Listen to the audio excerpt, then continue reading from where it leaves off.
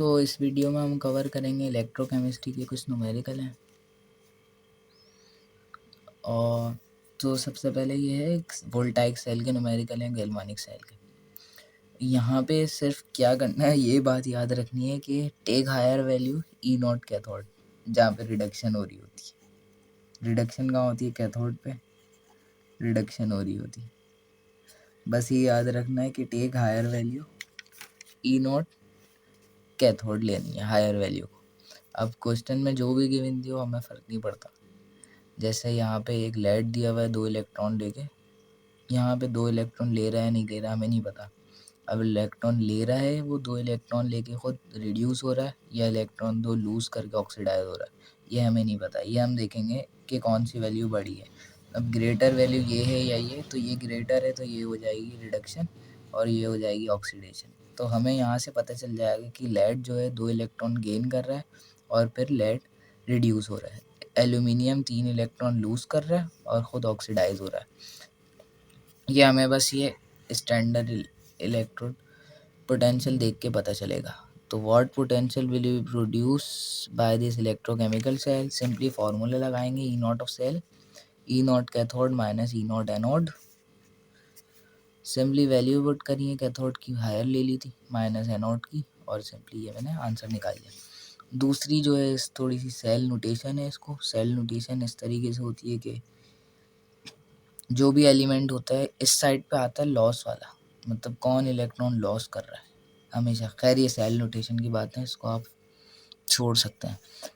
क्या करना है, हायर वैल्यू लेनी है, वही चीज़ करनी है।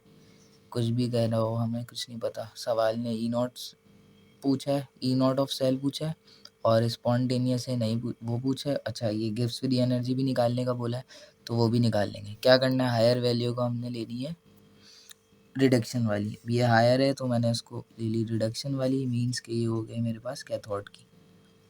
तो ये कैथोड हो गई, तो जाहिर सी बात है ऊपर वाली एनोड हो जाएगी। सिंपली मैंने फार्मूले में पुट किया है और मैंने यहाँ से 0.74 निकाल लिया। अब इसका रिलेशन गिब्स फ्री एनर्जी के साथ है कि गिब्स फ्री एनर्जी बराबर हो जाएगी माइनस का n नंबर ऑफ मोल के लिए फराडे।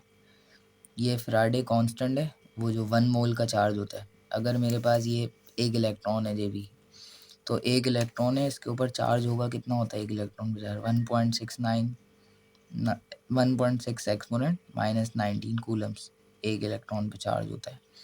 तो एक मोल इलेक्ट्रॉन पे कितना चार्ज होगा वो फराडे साहब ने अपना कांस्टेंट बना के दिया था, जिसकी वैल्यू हम पढ़ते रहते हैं 96485 कूलम।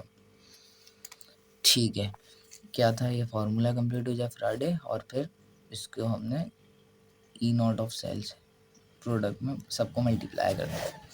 सिंपली ये है फार्मूला, मैंने यहाँ लिख दिया जो पीछे बताया था। माइनस का साइन इसीलिए। अब जहाँ 2 मोल क्या चीज़ है, अब यहाँ पे ये इलेक्ट्रॉन्स हैं कि कितने जा रहे हैं। अब ये कैडमियम 2 इलेक्ट्रॉन लूज़ कर रहा है, क्रोमियम 2 इलेक्ट्रॉन गेन कर रहा है, तो 2 इलेक्ट्रॉन की जो है ट्रेडिंग चल रही है। ये समझ लें कि 2 इलेक्ट्रॉन लॉस या गेन हो रहे हैं, तो सिंपली नंबर ऑफ मोल में 2 आ जाएंगे, 2 इलेक्ट्रॉन आएंगे। बस ये सब हटा दें, कुछ भी नहीं। आपने क्या लिखना है, ये मिस ने लिखवाया था। खैर आपने क्या लिखना है, सिंपली माइनस का 2 मल्टीप्लाई बाय फराडे कांस्टेंट की मैंने अभी वैल्यू बता दी थी 96485 multiply by E naught of cell क्या निकाली 0.74। सिंपली इसको मल्टीप्लाई करना है और हमारे पास ये आंसर आ जाएगा। माइनस का साइन ऐसे ही रह जाएगा। अच्छा गिब्स फ्री एनर्जी है तो जूल आ जाएगा, और ये बता देना है ये लेस देन 0 है। गिब्स फ्री एनर्जी अगर लेस देन 0 होगी तो स्पॉन्टेनियस रिएक्शन हो जाएगा, और E naught of cell greater than 0 है तो स्पॉन्टेनियस रिएक्शन हो जाएगा सिंपली। अच्छा अब थोड़े से ट्रिकी क्वेश्चन, इजी क्वेश्चन है ये कि how many of chromium would be electroplated by passing a current of 5.2 ampere through a solution of chromium sulphate for 45 minute, मतलब 45 मिनट में। इलेक्ट्रोप्लेटिंग हो रही है, एक इलेक्ट्रोड एक कैथोड है, तो हमें इलेक्ट्रोप्लेटिंग करानी है। एक से इलेक्ट्रॉन निकल के दूसरे पे डिपॉजिट हो रहे हैं। देखें इसको करने के मैं बोल सकता हूँ, हर क्वेश्चन करने के बहुत सारे तरीके हो सकते हैं पॉसिबल, हमें नहीं पता होता। खैर इसमें एक इजी मेथड ये है कि यूनिटी मेथड की, ये हो रहा है तो ये हो रहा है। अब जब ये क्रोमियम को देखते हैं, क्रोमियम का जो सलूशन है, यहाँ क्रोमियम पे चार्ज कितना है, यहाँ क्रोमियम पे चार्ज मालूम करना है मुझे कितना है। तो सल्फर पे, ये सल्फेट आयन है, इस पे होता है चार्ज -2, इस पे -2 चार्ज होता है, और ये 3 है, तो कितने हो गए ये, -2 -2 3 6, और ये माइनस का 6 हो जाएगा। लेकिन ये 2 पर है, मतलब इसको अगर मैं सही तरीके से एक्सप्लेन करूँ तो कैसे निकलता है चार्ज, ये 2 हैं तो क्रोमियम पे 2 इधर लगा लो आप, प्लस कर दो, सल्फेट आयन है, और यहाँ मल्टीप्लाई में 3 है, इक्वल टू 0। 0 मतलब इस पूरे आयन के ऊपर चार्ज कितना है, कुछ भी नहीं है, तो 0 है तो इसलिए इक्वल टू पे 0 है। अब मैंने सल्फेट का भी बोला -2 होता है, ये हो गया 3 2 माइनस का 6, माइनस का 6 उधर जाके हो जाएगा प्लस का 6, और ये 2 उधर डिवाइड हो जाके तो क्रोमियम पे चार्ज आ जाएगा 3 पॉजिटिव का। तो बस क्रोमियम का चार्ज निकालना था, यहाँ पे +3 है। फालतू बातें करी हैं खाली क्रोमियम पे चार्ज के लिए कि 3 इलेक्ट्रॉन गेन या लूज़ कर रहा है, वो पता चल रहा है 3 इलेक्ट्रॉन गेन या लूज़ कर रहा है। तो क्रोमियम साहब क्या कर रहे हैं, 3 इलेक्ट्रॉन को गेन कर रहे हैं और डिपॉजिट हो रहे हैं, किसके ऊपर डिपॉजिट हो रहे हैं, इलेक्ट्रोप्लेट हो रहे हैं, किसी पे भी नहीं हो रहे, क्रोमियम की रॉड पे ही हो रहे हैं। तो ये डिपॉजिट हो रहा है, 3 इलेक्ट्रॉन इसके पास पहले नहीं थे, 3 इलेक्ट्रॉन इसने गेन करे, खुद रिड्यूस हुआ और एक सॉलिड में कन्वर्ट हो गया। अच्छा, क्या कह रहे हैं कि 3 मोल ऑफ इलेक्ट्रॉन लेके क्रोमियम 1 मोल बना लेगा, अपना इलेक्ट्रोप्लेट हो जाएगा। क्या करते हैं आप, ये फर्स्ट ईयर में केमिस्ट्री में किया होगा, स्टेचियोमेट्री में चीज़ें करी होंगी कि आपने बोला ये 1 मोल ये है तो ये 1 मोल ये बना रहा होगा, लेकिन 3 मोल ऑफ इलेक्ट्रॉन होंगे तो ये 1 मोल बनाएंगे। क्यों, क्योंकि इस एक को बनने के लिए 3 की ज़रूरत है, तो इस 1 मोल को बनने के लिए 3 की ज़रूरत है। यहाँ मैंने अभी पिछले क्वेश्चन में बताया था कि मोल ऑफ इलेक्ट्रॉन का चार्ज, इसको हम फ्राडे कांस्टेंट से डिनोट कर देते हैं जो 3F है।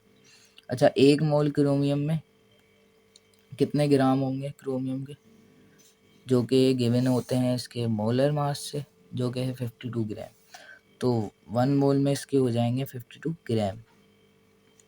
यही चीज़ हमने निकालनी थी कि 3 फेराड जब इसको हम चार्ज देंगे तो 52 ग्राम क्रोमियम का डिपॉजिट हो जाएगा इसकी इलेक्ट्रोड पे। 3 फेराड चार्ज मतलब 3 मल्टीप्लाई बाय कांस्टेंट इसका 96485 कूलम। जब हम इसको एनर्जी देंगे तो 52 ग्राम चार्ज देंगे तो 52 ग्राम इसका क्रोमियम डिपॉजिट हो जाएगा इलेक्ट्रोड पे। इसको और फर्दर देखते हैं। अब हमें क्या गिवन है, कितना करंट आ रहा है, हमारी अपनी कंडीशन जो क्वेश्चन में गिवन है वो है 5.2 एम्पेयर मिल रहा है 45 मिनट के लिए। तो करंट इसको मिल रहा है 5.2 और कितनी देर के लिए, ये फॉर्मूला है मैं लिख रहा था, Q is equal to IT, ये फार्मूला लिख रहा था, मैंने लिख दिया I 52 और मल्टीप्लाई के साथ मैंने टाइम लिख दिया 45 मिनट में था, तो मैं सेकंड में करूँगा मल्टीप्लाई बाय 6 करके। तो यहाँ से मैं Q निकाल लूँगा, मैं कैलकुलेट करता हूँ तो कितना हो गया, ये 144,040 कूलम, ये आ गया। अब हमने ये कंडीशन बनाई थी कि हम इसको इतना चार्ज देंगे 3 फेराड का तो ये इतने ग्राम डिपॉजिट होगा, ये एक स्टैंडर्ड कंडीशन है इसकी। लेकिन यहाँ पे हम इसको कितना चार्ज दे रहे हैं, हम इसको इतना करंट दे रहे हैं, चार्ज दे रहे हैं मतलब। तो इसके लिए हम निकालेंगे, हम इस कंडीशन को थोड़ा और सिंप्लीफाई करेंगे कि हमारे पास 3 फराड है तो इसको हम कूलम में कन्वर्ट कर लेंगे, कितने 96485, कितने बनाना है 52 ग्राम। तो उसको मैं यहाँ से डिवाइड में ले जाऊँगा कि 1 कूलम कितना बनाएगा, तो 1 कूलम बनाएगा 52 divide by 3 multiply by 96485 gram. 1 coulomb इतने ग्राम क्रोमियम के बनाएगा। यहाँ से मैंने इसी कंडीशन को थोड़ा यूज़ करा। फिर मैं अपने चार्ज मुझे पता है कि मैं इतने कूलम दे रहा हूँ, तो 1 कूलम मुझे पता है इतना बनाता है, तो इतने कूलम कितना बनाएगा मैं बोथ साइड मल्टीप्लाई कर दूंगा। तो सिंपली मैंने क्या करा, 0 कूलम 52 मल्टीप्लाई बाय 14040, डिनोमिनेटर में मैंने मल्टीप्लाई 3 मल्टीप्लाई बाय 96485 ग्राम। इसको सॉल्व करते हैं तो हमारे पास आंसर आ जाएगा 2.52 ग्राम। ये हमारे पास आंसर आ जाएगा कि हमने जो है इतना करंट इसको प्रोवाइड किया इतनी देर के लिए, तो हमारे पास कितना क्रोमियम के आयन रिड्यूस होके डिपॉजिट हो गए इलेक्ट्रोड पे, इतने आयन डिपॉजिट हो गए। तो सिंपली ये सॉल्व वैसे हो गया। अगर हम इसको फॉर्मूले के थ्रू करना चाहें तो थोड़ा लेंथी पड़ सकता, थोड़ा इजी पड़ेगा, क्योंकि फॉर्मूला थोड़ा सा जैसे आपने पढ़ा था m is equal to ZIT। देखें फ्राडे क्या कहता था कि मेरे पास मास इतना डिपॉजिट होगा, अपने फर्स्ट लॉ में कहता था कि मेरे पास मास डायरेक्टली प्रोपोर्शन होगा चार्ज के, कि इलेक्ट्रोड पे कितना मास डिपॉजिट होगा। अब देखें मैंने क्या करा था, यहाँ पे मैं इसको इतना चार्ज दे रहा था तो इतना मास डिपॉजिट हो रहा था। अब मैं यहाँ उसको इतना चार्ज दे रहा हूँ, तो इतना मास डिपॉजिट हो रहा है। मतलब कितना फ़र्क आ रहा है, पहले ज़्यादा चार्ज दे रहा था तो ज़्यादा डिपॉजिट हो रहा था, ज़्यादा ग्राम क्रोमियम की डिपॉजिट हो रही थी। थोड़ा कम चार्ज दे रहा था तो कम डिपॉजिट हो रहा था। तो सिंपली इसने ये कह दिया कि मैं मास कम डिपॉजिट होगा जब चार्ज कम होगा। तो यही कर दिया कि m directly proportional to q है। प्रोपोर्शनलिटी का साइन हटा तो यहाँ कांस्टेंट आ गया z। फिर इस z की वैल्यू q को हमने ओपन कर दिया था कि IT के साथ z is equal to IT। Simply ये फार्मूला यहाँ से ड्राइव होता। अच्छा यहाँ पे z क्या होता है, थोड़ा इसको भी देखते हैं। तो z is a E upon f। क्या क्या नई नई चीज़ें आ रही हैं। E इज a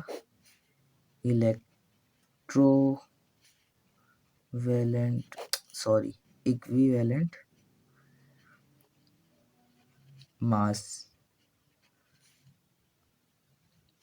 ये निकालने के बहुत सारे तरीके होते हैं, लेकिन हम यहाँ निकालते हैं ई को, कि जितना हमारे पास मास मोलर मास है और डिवाइड में है कितनी इलेक्ट्रॉन्स आ रहे जा रहे हैं, लॉस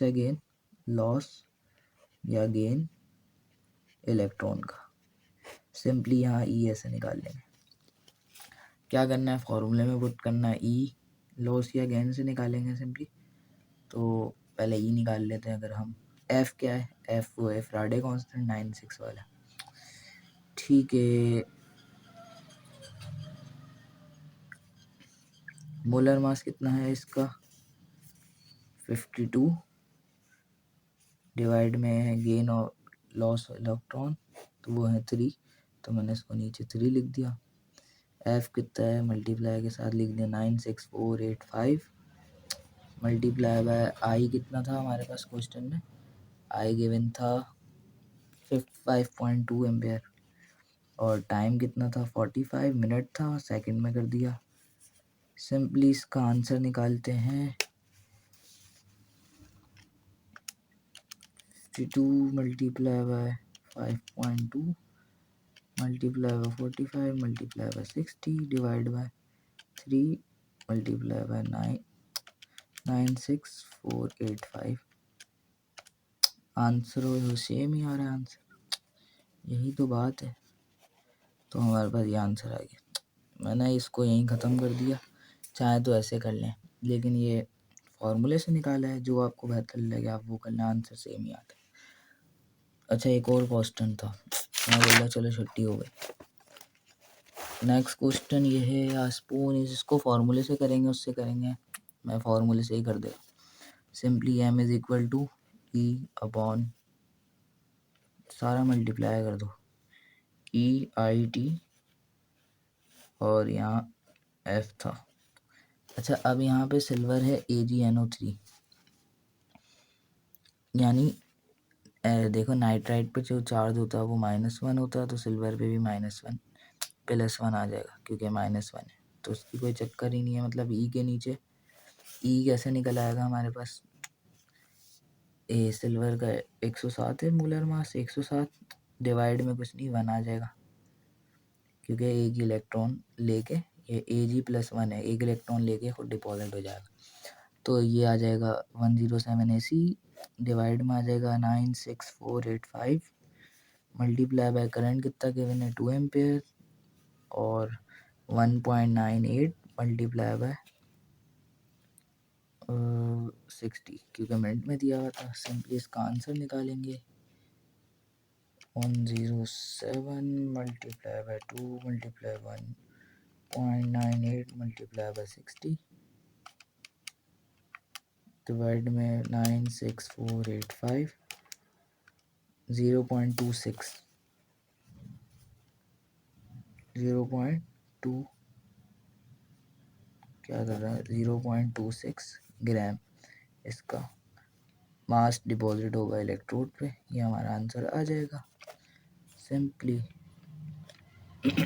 तो that's for all for this video.